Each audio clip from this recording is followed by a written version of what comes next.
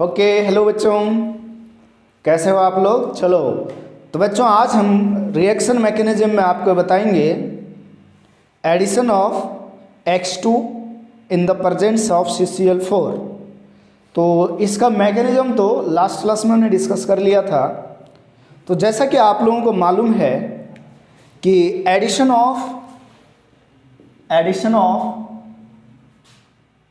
X2 मतलब halogen का addition in the presence of CCl4 में एंटी एडिशन होता है। कैसा एडिशन होता है?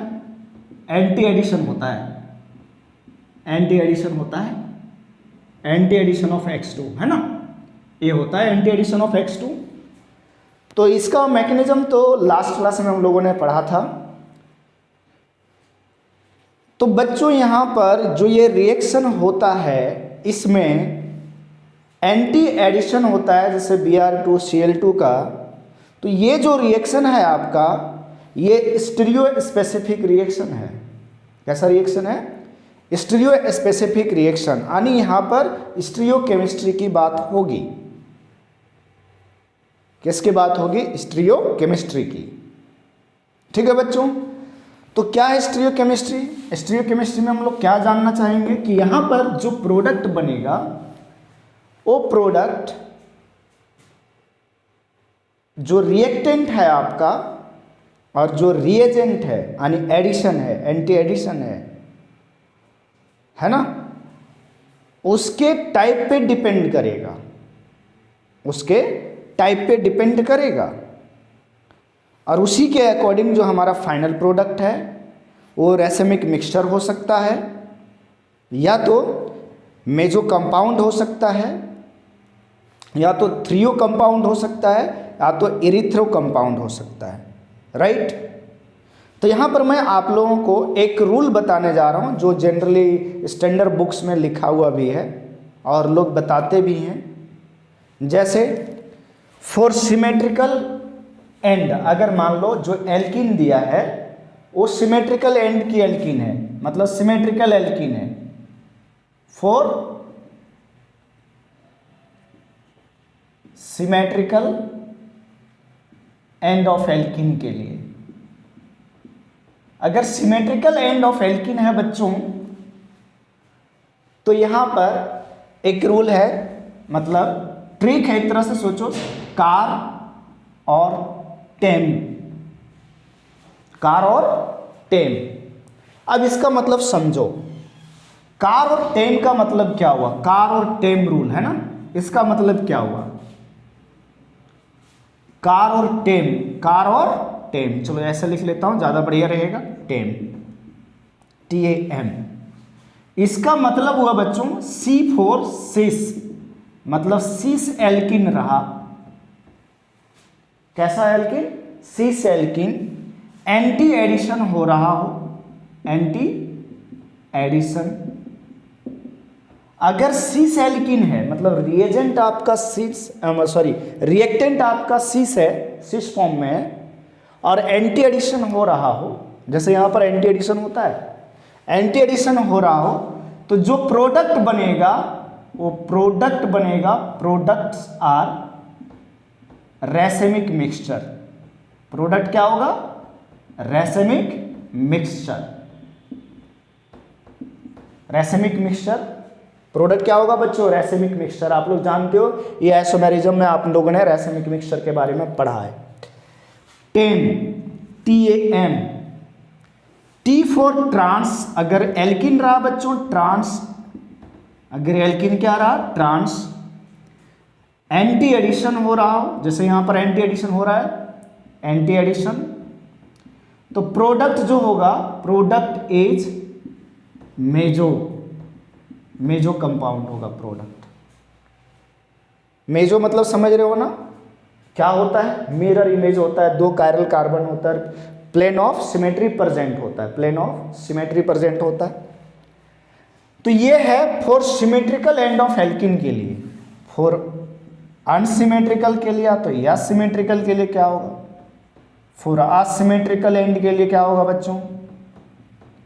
असिमेट्रिकल एंड के लिए आपको याद रखना है, या सिमेट्रिकल एंड के लिए आपको याद रखना है कैट, CAT कैट, एक कैट और दूसरा TAE कैट और TAE।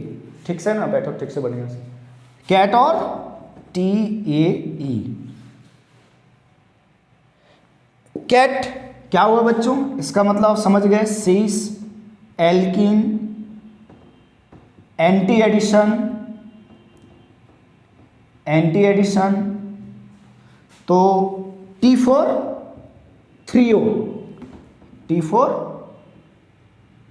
थ्रियो कंपाउंड बनेगा। अगर ट्रांस एल्कीन रहा, ट्रांस एल्कीन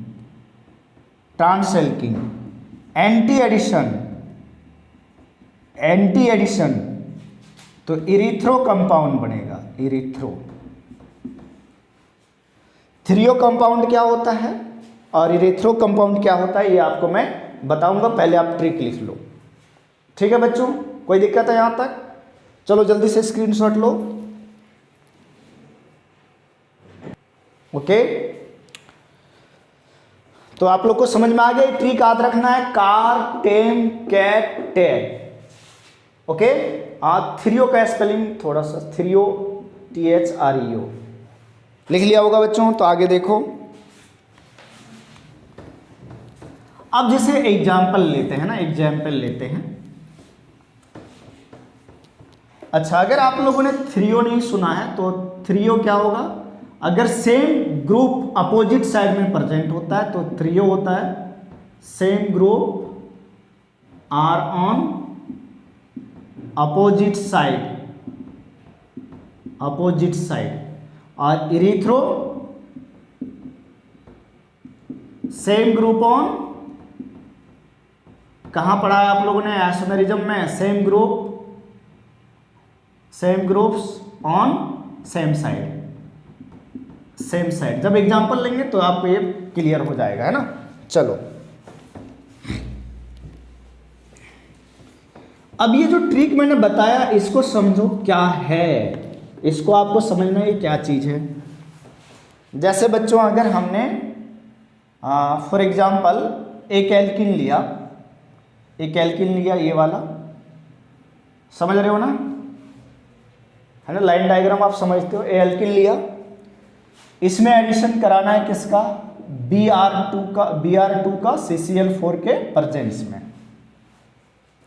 तो अब बच्चों देखो, यहां पर ये सिमेट्रिकल एल्कीन है। सिमेट्रिकल कैसे है, देखो ये कार्बन जो और ये कार्बन जो है, इस कार्बन से यहां भी मिथाइल ग्रुप जुड़ा है, यहां भी मिथाइल ग्रुप जुड़ा है, मतलब सेम ग्रुप जुड़ा है, और सेम ग्रुप जुड़ा है तो ये सिमेट्रिकल हो गया। और ये सीस है, कैसे सीस है, सीस कैसे है, देखो दोनों मिथाइल ग्रुप डबल बॉन्ड के एक साइड में, तो सीस हो गया। और यहां पर हो रहा है बच्चों एंटी एडिशन, सोचो एंटी एडिशन होगा इसका, सीस है एंटी एडिशन है, तो क्या आता है कार, CAR, मतलब रैसेमिक मिक्सचर। तो इसका जो प्रोडक्ट बनेगा, जैसा कि आप लोग को पता है, Br जा करके एक इस कार्बन पे जुड़ता है, इस कार्बन पे जुड़ता है, ये डबल बॉन्ड खत्म हो जाएगा, खत्म होगा कि नहीं, डबल बॉन्ड क्या होगा, खत्म हो जाएगा। और एडिशन कैसा होने वाला है, एंटी एडिशन। चलो मैं इसको देखो ऐसे मैं बना रहा हूं, जैसा कि आप लोग को पता है ये चेन है, तो एक लास्ट में यहाँ मिथाइल है, यहाँ मिथाइल है, तो ये मैंने यहाँ मिथाइल लगा दिया और यहाँ मिथाइल लगा दिया। आप देखो दो कार्बन है, तो एक कार्बन ये और दूसरा कायरल कार्बन ये, ठीक है। अब होता है Br2 का एंटी एडिशन, Br2 का कैसा एडिशन होगा, एंटी एडिशन होगा। तो Br एक इधर और दूसरे कार्बन पे इधर, ये H और ये H। तो यहां पर जो प्रोडक्ट बन रहा है बच्चों, वो रैसेमिक मिक्सचर बन रहा है। क्या बन रहा है, रैसेमिक मिक्सचर। रैसेमिक मिक्सचर में क्या होता है, एक ये फॉर्म है, तो दूसरा जो प्रोडक्ट होगा इसका मिरर इमेज होगा, और वो क्या होगा, देखो CH3, देखो Br का इमेज, Br यहां आ जाएगा और ये H उधर चला जाएगा, और इसमें क्या होगा, ये इसका इमेज यहां बन जाएगा H और इसका Br ये। तो ये दोनों क्या है, ये दोनों रैसेमिक मिक्सचर है। 50% ये प्रोडक्ट, 50% ये बनता है, 50% ये और 50% ये। तो रेसेमिक मिक्सचर देखो याद रखना आसान है ना, मतलब अगर ये तुमको याद है डायरेक्ट, अगर रिएक्टेंट पता है और जो रिएजेंट का एडिशन है वो पता है, तो प्रोडक्ट आप बिना सोचे समझे लिख सकते हो, प्रोडक्ट आप बना सकते हो आसानी से। क्योंकि एग्जाम में, आईआईटी के एग्जाम में, आईआईटी मेंस के एग्जाम में ये मैकेनिज्म नहीं पूछता है कि ये कैसे आता है, मैकेनिज्म नहीं पूछा जाता, डायरेक्ट पूछा जाता प्रोडक्ट क्या क्या बनता है ना। तो CAR देखो, CAR कार। अगर यहीं पर मैं बच्चों ट्रांस वाला ले लूं प्रोडक्ट, देखो ट्रांस, ये ट्रांस प्रोडक्ट है ना, ट्रांस सॉरी प्रोडक्ट है रिएक्टेंट, अगर हम ट्रांस रिएक्टेंट ले लें, सेम चीज हो, एंटी एडिशन हो, Br2CCl4 एंटी एडिशन है, इसका एंटी एडिशन होता है पता है, एंटी एडिशन। तो TAM मतलब कौन सा प्रोडक्ट बनेगा, TAM मतलब मेजो प्रोडक्ट बनेगा। तो मेजो प्रोडक्ट आप लोग जानते हो, अगर मेजो प्रोडक्ट क्या होता है, मेजो प्रोडक्ट देखो इधर भी CH3 ऊपर भी CH3, तो मेजो प्रोडक्ट में क्या होता है, प्लेन ऑफ सिमेट्री प्रेजेंट रहता है। जैसे ये प्लेन है, सोचो ये प्लेन, ये आपका क्या है, प्लेन ऑफ सिमेट्री, मतलब जैसा ऊपर वैसा ही नीचे। तो अगर यहाँ Br और H मतलब इस कार्बन पे ब्रोमीन जुड़ा और हाइड्रोजन तो पहले से था, तो Br अगर उधर है तो Br इधर ही रहेगा और ये H होगा। तो यहाँ पर देखो प्लेन ऑफ सिमेट्री प्रेजेंट है, तो ये कैसा कंपाउंड हो गया बच्चों, ये हो गया आपका मेजो कंपाउंड। कैसा कंपाउंड है, मेजो कंपाउंड। मेजो किसको बोलते हैं, प्लेन ऑफ सिमेट्री प्रेजेंट जहां पर रहता है। वैसे रेसेमिक मिक्सचर और मेजो कंपाउंड दोनों ऑप्टिकली इनएक्टिव होता है। अब बात रहा क्या, अगर बच्चों सोचो, अगर मान लो कल को यहां पर अभी ये सिमेट्रिक था, क्या था, सिमेट्रिक एल्किन था, अगर मान लो यहाँ CH3 आ गया और यहाँ PH आ गया और एंटी एडिशन हो रहा है, मतलब अनसिमेट्रिकल हो गया, तो जो आपको सेकंड ट्रिक बताया था, क्या बताया सेकंड ट्रिक, कैट। जैसे ये C है, इसमें अगर मैं CH3 लगा दूं, यहाँ C2H5 लगा दूं, मतलब अलग अलग ग्रुप, तो अनसिमेट्रिकल हो गया। तो अनसिमेट्रिकल हो गया, सीस के लिए क्या बताया था, कैट। तो Ca और जो प्रोडक्ट बनेगा वो क्या बनेगा, 3O।